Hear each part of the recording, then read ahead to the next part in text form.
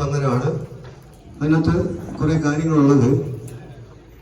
പ്രാണനെയും അപാനെയും സമാനെയും ഉദാനെയും വ്യാനെയും സ്വായത്തമാക്കുന്നതും പഞ്ചഭൂതങ്ങൾ 5, പഞ്ചേന്ദ്രിയങ്ങൾ 5, 10 നാഡികൾ 10 വായുക്കളെയും സ്വായത്തമാക്കുന്നതും അതിനകത്ത് ക്രിയ അടങ്ങിയിട്ടുണ്ട്. അത് കഴിഞ്ഞിട്ട് ആ അഭ്യാസികൾ ചക്രവാള സീമയിലേക്ക് ഓംകാരം മുറിയാതെ എഴുതുകയും അത് ശബ്ദസ്പർശ രൂപരസ ഗന്ധമറിയുന്നവനാകുന്നതിനുള്ള ആ ചിട്ടയും അതിനകത്ത് ഉൾപ്പെടുത്തിയിട്ടുണ്ട്. അത് കഴിഞ്ഞിട്ട് അവര് അഷ്ടദിക്പാലരെ ബന്ധിച്ച് നിലകൊള്ളും. അത്രയും കാര്യങ്ങൾ അതിനകത്തുണ്ട്.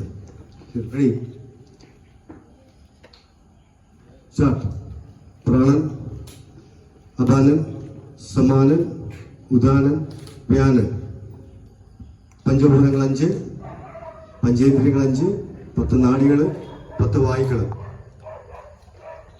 റെഡി? സ്റ്റാർട്ട്. അടിച്ചു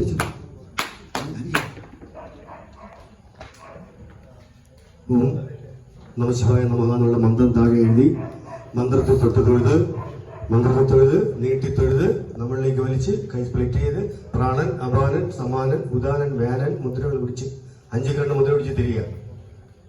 വീണ്ടും കൈ വലിച്ച് കൈ ശക്തി കേന്ദ്രത്തിൽ ശക്തിയായി കൊണ്ടുവന്ന് ശിവമയമാക്കി തുറന്ന് പിടിച്ച് വീണ്ടും അടിക്കുക. അടിച്ച് ബന്ധിച്ച് മന്ത്രത്തെ എടുത്ത് അഷ്ടദിക്പാലനെ പിടിച്ച് മുന്നോട്ടാ തൊഴുത് തിരിഞ്ഞ് ചുവട്.